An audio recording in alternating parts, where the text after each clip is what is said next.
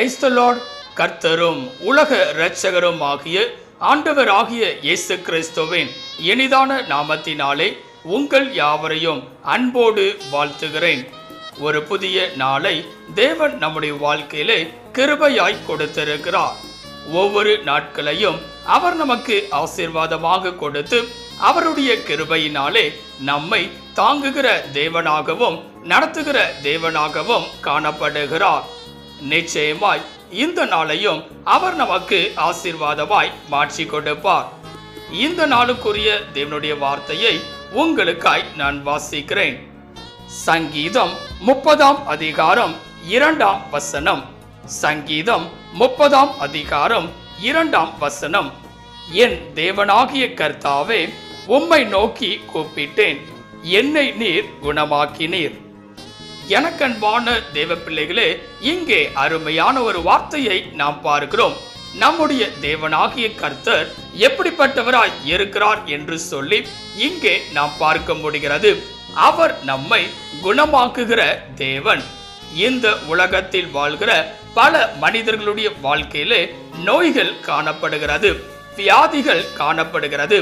யார் என்னுடைய நோயிலிருந்து எனக்கு சுகத்தை கொடுக்க முடியும், யார் என்னுடைய வாழ்க்கையிலே விடுதலையை கொடுக்க முடியும் என்று சொல்லி பல மனிதர்கள் வேதனையோடு அங்கலாய்ப்போடு காணப்படுகிறார்கள். பல காரியங்களை யோசித்தபடியே காணப்படுகிறார்கள். யார் என்னுடைய வாழ்க்கையிலே இப்படிப்பட்ட காரியங்களில் இருந்து என்னை வெளியே கொண்டு வர முடியும் என்று சொல்லி பல காரியங்களை யோசிக்கிறார்கள். ஆனால் இங்கேயோ வேதம் சொல்கிறது, நான் உன்னை குணமாக்குகிற தேவன் என்பதாக. ஆம்பிரியமானவர்களே, நம்முடைய தேவனாகிய கர்த்தர் நம்முடைய வாழ்க்கையிலே பரிகாரியான கர்த்தராய் இருக்கிறார். அவரே நம்மை குணமாக்குகிற தேவனாய் இருக்கிறார். ஒவ்வொரு நாளும் அவரை நோக்கி நாம் பார்க்கும்போது அவர் நம்முடைய வாழ்க்கையிலே சுகத்தை கொடுக்கிறவராய் காணப்படுகிறார். இந்த காலவெளியிலே உங்களுடைய வாழ்க்கையிலும் கூட குணமாக்குகிற ஒரு காரியம் நடைபெற வேண்டும் என்றால் தேவனை நோக்கி பார்ப்பவர்களாய் இருக்க வேண்டும். உங்களுடைய வாழ்க்கையிலே சுகம் வேண்டுமென்றால் கர்த்தரை நோக்கி பார்ப்பவர்களாய் இருக்க வேண்டும். இந்த காலவெளியிலே எப்படி என் தேவன் நம்முடைய வாழ்க்கையிலே குணமாக்குகிறார் என்று சொல்லி ஒரு சில காரியங்களை நாம் சிந்திக்க போகிறோம். எப்பொழுதெல்லாம் அவர் நம்முடைய வாழ்க்கையிலே அற்புதங்களை செய்ய முடியும் என்று சொல்லி ஒரு சில காரியங்களை சிந்திக்க போகிறோம். முதலாவதாக வேதம் சொல்லுகிறது, ஏசாயா 19 அதிகாரம் 22 வசனத்தை வாசிக்கும் போது, ஏசாயா 19 அதிகாரம் 22 வசனத்திலே, கர்த்தர் எகிப்தியரை வாதையினால் அடிப்பார், அடித்து குணமாக்குவார். அவர்கள் கர்த்தரிடத்தில் மனம் திரும்புவார்கள். அப்பொழுது அவர்கள் விண்ணப்பத்தை கேட்டு அவர்களை குணமாக்குவார். இங்கே பார்க்கும்போது முதலாவதாக எப்பொழுது என் தேவன் நம்மை குணமாக்குகிறார் என்றால் நம்முடைய விண்ணப்பத்தை கேட்டு குணமாக்குகிறார். இந்த நாளிலே தேவனுடைய சமூகத்திற்கு வந்து அவரை நோக்கி ஜெபிப்பவர்களாய் நாம் இருக்கும் போது அவர் நம்முடைய ஜெபத்தை கேட்கிறவராக காணப்படுவார். அவருடைய சமூகத்திற்கு வந்து விண்ணப்பங்களை வைக்கும் போது விண்ணப்பத்திற்கு செவி கொடுத்து ஆசீர்வதிக்கிற தேவனாக காணப்படுவார். இங்கேயோ வேதவசனம் அழகாய் சொல்லுகிறது, விண்ணப்பத்தை கேட்டு அவர்களை குணமாக்குவார். இந்த நாளிலே யாரை நோக்கி பார்ப்பவர்களாய் நாம் இருக்கிறோம்? பல நேரங்களிலே மனிதர்களை நோக்கி கடந்து செல்லுகிறோம்.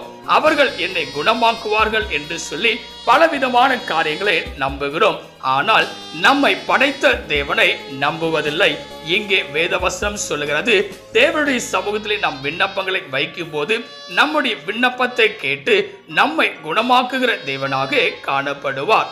இரண்டாவதாக வேதம் சொல்லுகிறது, ஏசாயா 57 அதிகாரம் 18 வசனத்தை வாசிக்கும் போது, ஏசாயா 57 அதிகாரம் 18 வசனத்திலே, அவர்கள் வழிகளை நான் பார்த்து அவர்களை குணமாக்குவேன், அவர்களை நடத்தி திரும்பவும் அவர்களுக்கும் அவர்களிலே துக்கப்படுகிறவர்களுக்கும் ஆறுதல் அளிப்பேன். இங்கே பார்க்கும்போது இரண்டாவதாக வேதம் சொல்கிறது, அவர் நம்முடைய வாழ்க்கையிலே எப்பொழுது குணமாக்குகிறார் என்றால் நம்முடைய வழிகளை பார்த்து குணமாக்குகிறார். ஆம் பிரியமானவர்களே, இந்த நாட்களிலே நம்முடைய வழிகளானது எப்படிப்பட்டதாய் இருக்கிறது என்று சோதித்து பார்ப்பவர்களாய் இருக்க வேண்டும். பல நேரங்களிலே தேவனுக்கு விரோதமான வழிகளிலே கடந்து செல்கிறவர்களாய் காணப்படுகிறோம். தேவனுக்கு பிரியமில்லாத வழிகளிலே கடந்து செல்கிறவர்களாய் இருக்கிறோம். உலகத்தின் பாதைகளிலே கடந்து செல்கிறவர்களாய் இருக்கிறோம். ஆனால் இங்கே வேதவசனம் சொல்கிறது, அவர் நம்முடைய வழிகளை பார்த்து நம்மை குணமாக்குகிறார். இன்றைக்கு தேவனுக்கு முன்பதாக நம்முடைய வழியானது சரியாய் இருக்குமே என்றால் அவர் நம்மை குணமாக்குகிற தேவனாய் காணப்படுவார். மூன்றாவதாக அவர் நம்மை எப்பொழுது குணமாக்குகிறார் என்று சொல்லி பார்க்கும்போது வேதம் சொல்லுகிறது, சங்கீதம் 103 அதிகாரம் 3 வசனத்திலே, அவர் உன் அக்கிரமங்களை எல்லாம் மன்னித்து உன் நோய்களை எல்லாம் குணமாக்கி. இங்கே பார்க்கும்போது மூன்றாவதாக அவர் நம்முடைய வாழ்க்கையிலே நம்முடைய அக்கிரமங்கள் எல்லாவற்றையும் மன்னித்தவராக நம்மை குணமாக்குகிற தேவனாக காணப்படுவார். அப்படி என்றால் நாம் செய்ய வேண்டிய காரியம் தேவனுடைய சமூகத்தில் வந்து அவரை நோக்கி பார்த்து என்னை மன்னியும் என்று சொல்லி நாம் கேட்க வேண்டும். நம்முடைய அக்கிரமத்தை தேவனுடைய சமூகத்தில் சொல்லுபவர்களாய் இருக்க வேண்டும், அறிக்கை செய்பவர்களாய் காணப்பட வேண்டும். அப்பொழுது அவர் நம்முடைய அக்கிரமங்கள் எல்லாவற்றையும் மன்னித்து நம்மை குணமாக்குகிற தேவனாக காணப்படுவார். ஆம்பரியமானவர்களே, பலவிதமான நோய்கள் நம்மை நெருக்கி கொண்டிருக்கிற இந்த வேளையிலே அக்கிரமத்தை தேவனுடைய சமூகத்தில் அறிக்கையிடும் போது இந்த ஆசீர்வாதத்தை, சுகம் என்கிற ஒரு காரியத்தை பெற்றுக்கொள்ள முடியும். நான்காவதாக எப்பொழுது என் தேவன் நம்மை குணமாக்குகிறார் என்று சொல்லி பார்க்கும்போது வேதம் சொல்கிறது, சங்கீதம் 107 அதிகாரம் 20 வசனத்தை வாசிக்கும் போது, சங்கீதம் 107 அதிகாரம் 20 வசனத்திலே, அவர் தமது வசனத்தை அனுப்பி அவர்களை குணமாக்கி அவர்களை அழிவுக்கு தப்புவிக்கிறார். இங்கே பார்க்கும்போது நான்காவதாக நம்முடைய தேவனாகிய கர்த்தர் தம்முடைய வார்த்தையை அனுப்பி, தம்முடைய வசனத்தை அனுப்பி நம்மை குணமாக்குகிறார்.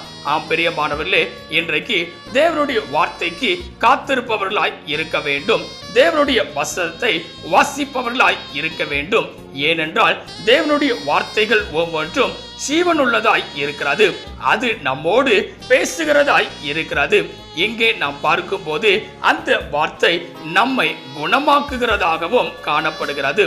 இந்த காலவேளையிலே இதை கேட்டுக்கொண்டிருக்கிற எனக்கன்பான தேவ பிள்ளைகளே, உங்களுடைய வாழ்க்கையிலும் கூட நோயிலிருந்து சுகமாக்கப்பட வேண்டும் என்றால், தேவன் நம்மை குணமாக்க வேண்டும் என்றால், தேவனுடைய சமூகத்திலிருந்து விடுதலையை பெற்றுக்கொள்ள வேண்டும் என்றால், தேவனோடு கூட சஞ்சரிப்பவர்களாய் இருக்க வேண்டும். தேவனுக்காக காத்திருப்பவர்களாய் இருக்க வேண்டும். எப்பொழுதும் அவரை மாத்திரம் நோக்கி பார்ப்பவர்களாய் இருக்க வேண்டும். அவரையே சார்ந்து கொள்கிறவர்களாய் இருக்க வேண்டும். அப்படி நாம் இருப்போமே என்றால் தேவன் நிச்சயமாய் நம்மை குணமாக்குகிற தேவனாய் காணப்படுவார். இந்த காலவேளையிலே எப்பொழுதெல்லாம் அவர் நம்மை குணமாக்குவார் என்று சொல்லி ஒரு சில காரியங்களை சிந்தித்திருக்கிறோம். முதலாவதாக தேவன் நம்மை எப்பொழுது குணமாக்குகிறார் என்று சொல்லி பார்க்கும்போது, விண்ணப்பங்களை அவருடைய சமூகத்தில் வைக்கும் போது அதை கேட்டு நம்மை குணமாக்குகிறார். இரண்டாவதாக நம்முடைய வழிகளை பார்த்து அவர் நம்மை குணமாக்குகிறார். மூன்றாவதாக அக்கிரமங்களை எல்லாம் மன்னித்து நம்மை குணமாக்குகிறார். நான்காவதாக வசனத்தை அனுப்பி நம்மை குணமாக்குகிறார். இந்த நாளிலே இவ்விதமான ஆசீர்வாதங்களை நாம் பெற்றுக்கொள்ள வேண்டும் என்றால் தேவனுடைய கரத்திலே நம்மை அர்ப்பணிப்பது மிகவும் அவசியம். தேவனுடைய கரத்திலே உங்களை அர்ப்பணிப்பீர்களாம்? செபிக்கலாம். கிருபையும் இரக்கமும் நிறைந்த எங்கள் அன்பின் பிதாவே, இந்த ஆசீர்வதிக்கப்பட்டதான நல்ல கால வேளைக்காய் நன்றியோடு உம்மை துதிக்கிறோம், உம்மை ஸ்தோத்திரிக்கிறோம். நீர் எங்களை குணமாக்குகிற தேவன் என்று சொல்லி நாங்கள் பார்க்கிறோம். இந்த கால வேளையிலே இதை கேட்டுக்கொண்டிருக்கிற, இதை பார்த்து கொண்டிருக்கிற ஒவ்வொரு பிள்ளைகளையும் என் தேவன் குணமாக்கும்படியாய், சுகத்தை கொடுக்கும்படியாய், விடுதலையை கொடுக்கும்படியாய் நாங்கள் செபிக்கிறோம். நீர் ஒவ்வொரு பிள்ளைகளுடைய வாழ்க்கையிலும் அற்புதங்களை செய்கிற தேவனாய் கடந்து வருவீராக. நீரே பெரிய காரியங்களை செய்வீராக. நீர் மாத்திரம் மகிமைப்படுவீராக. இயேசுவின் நாமத்தில் செபிக்கிறோம் எங்கள் ஜீவனுள்ள நல்ல பிதாவே, ஆமென். கர்த்தர் தாமே இந்த வார்த்தையின் மூலமாய் உங்களை ஆசீர்வதித்து இந்த நாளிலே உங்களை குணமாக்குகிற தேவனாக அவர் காணப்படுவாராக. ஆமென். God bless you.